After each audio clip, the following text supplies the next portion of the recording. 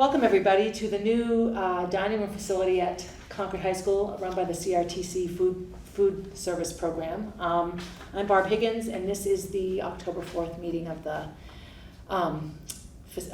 Capital Facilities Committee of the Concord School Board. In attendance tonight are Pam Walsh and Bob Cotton.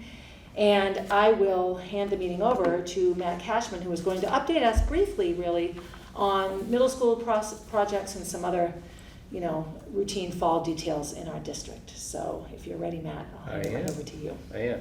Thank you, Barb. So we're going to do a little debrief of the couple of things with the Rowland Middle School, the two hearings that we had, also the Memorial Field. I wanted to open up to just give you a quick update on the lead progress that we've been making, lead and water testing. And then I wanted to, at the end of the meeting, I wanted to see if we could capture some daylight and get outside and take a look at the ivy that is causing us some issues outside. I just want to bring to everyone's attention. Yeah. All right. So the new middle school, a lot of you know this, but last week we had our two hearings. We had on the open meeting that we had at Millbrook, we had 125 people participate, show up. The following night, we had a Zoom virtual meeting where we had 75 people. We always like to try to put a plug into the middle school website. It is it's a growing online source of information for everything you want to know about the project, historical. We keep building on the FAQs, public hearings. It's got the videos of that, the results, project backgrounds and reports. We heard a lot from the public forum where people said, hey, where do you stand on the historic reports, the wildlife and all of that? All of those are posted on there. Also, we have the info website where we take in questions and we roll them into answers for the FAQs as well. Some other things that we've been working on and doing is the water and sewer capacity studies have begun. We're using Wright and Pierce civil engineers, and that's who the city has been using. The preliminary review has been complete. We're just awaiting final assessment.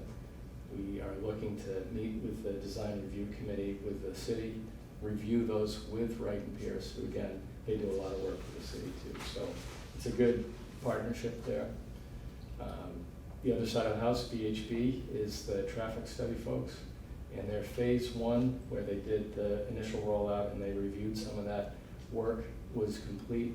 And they're meeting with the city and myself to talk about phase two, which would hopefully occur in October, in this month, which would be traffic counts in surrounding intersections, so that we could get a better look at that and address a lot of the questions. So not just traffic related to going in the school, but just the area in general? The area in general, and the safety around it, and looking at sidewalks and walkability and that sort of thing is all going to be included in phase two. So just a quick question. What's the difference between phase one and phase two? Phase one was like an initial overview. Okay, here are the sites that we're watching the traffic coming in. Okay. Phase two is going to be a little bit more detailed. Okay, narrowed down. Here's your traffic counts coming in, day and night, different times, looking at both sites so that to help when the decision is made for location, that you have all those facts together. Daily traffic would be far less at the Millbrook site, just because the only reason you go in there is to go to the school, whereas Rowland's on a major thoroughfare.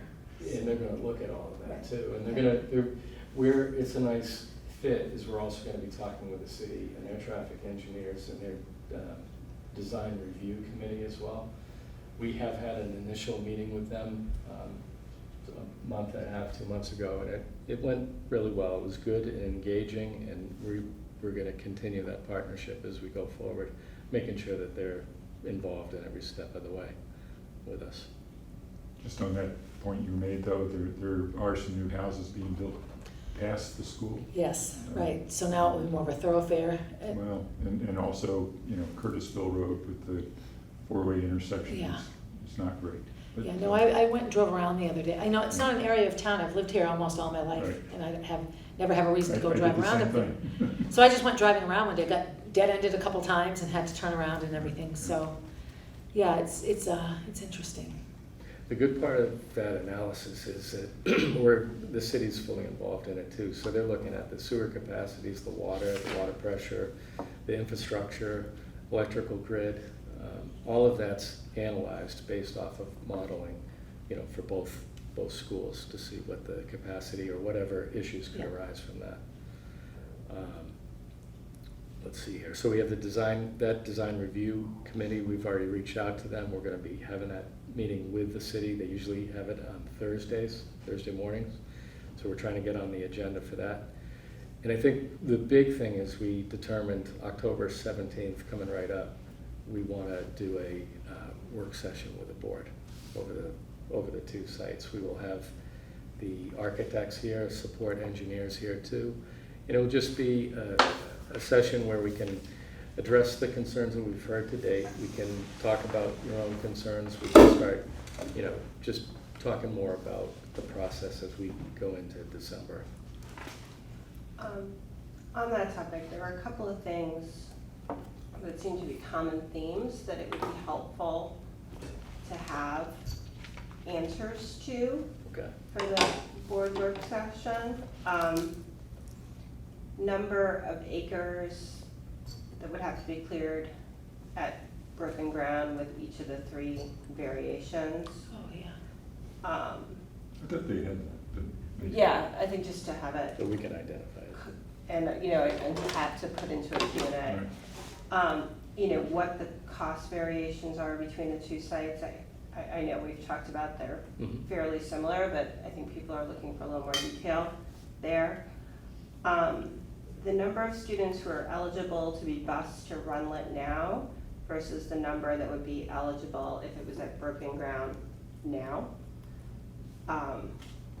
And then I think the other question, we've talked a little bit about the limitations of the site, but what couldn't we do at Runlet now and in the future that we could do at broken ground? I think, when we talk about it fits, Mhm. what does that mean and what are we giving up for it to fit on that site? Okay. I think those were some of the most common, other than the traffic study. Do we have a sense of, in watching the hearing and sort of looking at the emails and communications, I don't feel it's 50-50 necessarily, but definitely a group of people that want it to stay where it is and a group of people that don't. Are the people that support the new location primarily people that live on the Heights, like in East Concord in that area? Is there a demographic to the support? We took a lot of notes. We took every person that got up pretty much said what ward they were in, and there was a variety of different wards out there. I think we need to get that number collected up and put an analysis together for you. I have a gut feel, but I need to really look My at gut that. impression was there was a lot of people from Ward 5 and Ward 6 That wanted to stay at Runlet? that mostly wanted to stay at Runlet. It wasn't universal, but mostly. Yeah. And then people in the direct neighborhood. And then nobody else. Yeah. Yeah, I was gonna say, there are a lot of people who Live right there. very close Close. on Curtisville Road. Right. And they're primarily against, And they're correct? against it. Yeah, Yeah. okay. And then- One of my disappointments was we didn't hear a whole lot from the New American community. Yeah. So, yeah, Right. it's hard to say. Okay, that's good feedback. though. Yeah. We did put the flyers out in Yeah, we 3 didn't- different They languages, just but didn't- there's still a better way. I They think didn't we come. can do a better job at. Didn't feel comfortable or whatever. Okay. Have we thought of doing a Survey Monkey? We had talked about it. Let me check in with Kathleen to see where we're at on that. It But might that- just be, that too could be- we're still gonna miss a chunk of people, but, And it's still somewhat self-selecting. yeah, Um, true. Yeah, the people who are really interested in. We'll the fill it answer, out, everybody yeah. else isn't. Yeah. Oh, and the other issue, I think, would be, and obviously this would have to be in cooperation with the city, but where does city roads that can have sidewalks and are there places that sidewalks couldn't go? Okay. because they're state roads. Okay. I know a lot of that has been Yep. and is under analysis, Yep. but I don't think it would take that long for them to, it's good to get that information, so we can do that. Another good thing to look at too is how many students currently, like 4th and 5th graders primarily walk. Mhm. Like, you know, we talk about less kids will be able to walk. Well, not a lot of kids walk now. Right, So there's an existing school with 10 and 11-year-olds and who could ride their bikes or walk. And are there a lot that do or don't? right. We do have those numbers, we're gonna pull them together in a matrix and show you. But those are good, those are all good things. I mean, it's a heavy decision when you think about where you're gonna relocate or build at the same spot for the next 50, 70 years. The other piece, and you know, have we thought of doing a school-wide questionnaire from the students? Like, here's some, you know, this is what's going on in your city, and we're thinking of this, and what do you like about Runlet the way it is, and what might you like in a new middle school, and what do you know, I mean, they're the ones that are in it every day. True. So they could give us Good sort of kid-related accurate feedback, Okay. as opposed to 50 residents of one neighborhood and 50 residents of another that have an investment for other reasons than the kids in the school right now. That's true. So I don't know, I know that, Yeah. I just think sometimes we don't ask the logical people, teachers and students. But your idea about what would happen at the new building that couldn't happen now would also be a good thing to ask teachers.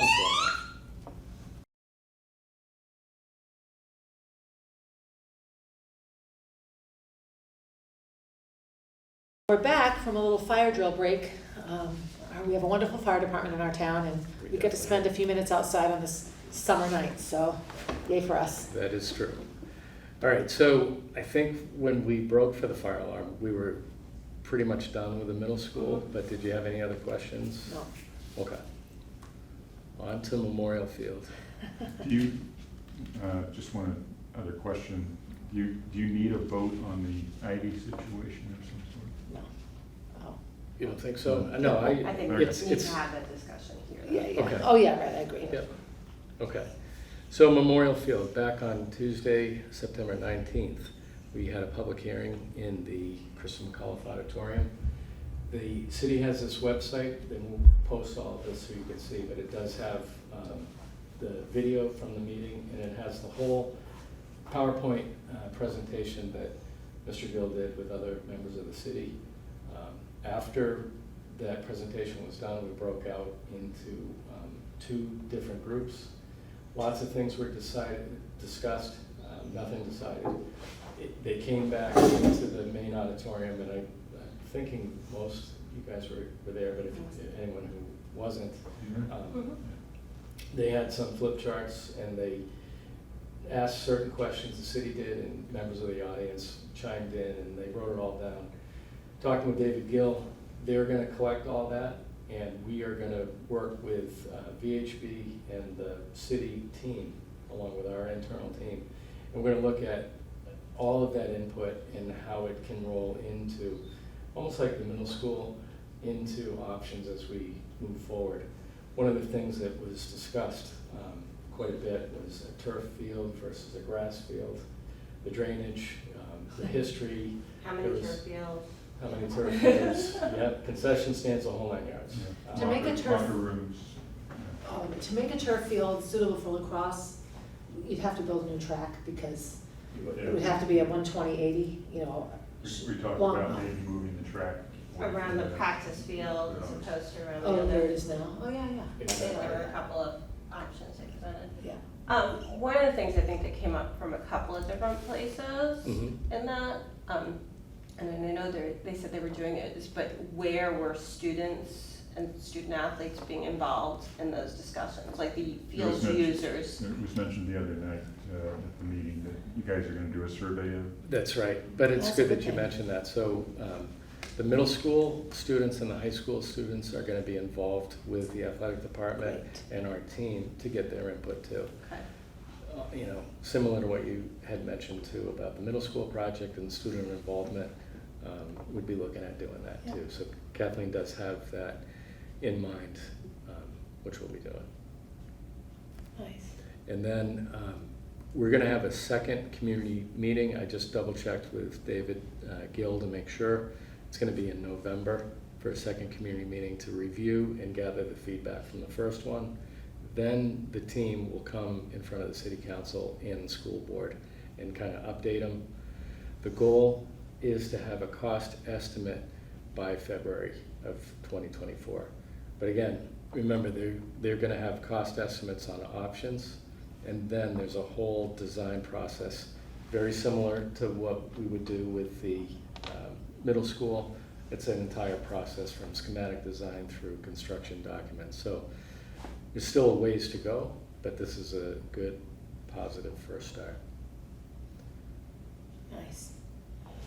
Yeah, this is a conversation that's gone around and around Sure and around has. over the years. Sure has. Yeah. All right. We want to talk a little bit about the ivy, Yes. and that's why we did this meeting up here.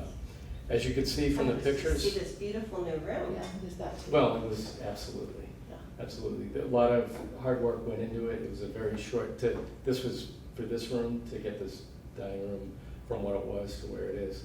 It was heavy summer, Yeah. every day of the week practically in here. We tore everything apart, put it all back together. But what we did want to talk to you about tonight too was the ivy that is overgrowing. And you can see, I took pictures of just the front where the auditorium is, but when you get over to the corner of the gym, there's quite a bit growing up there. And in back of the backside near the CRTC side, it's growing up all 5 stories.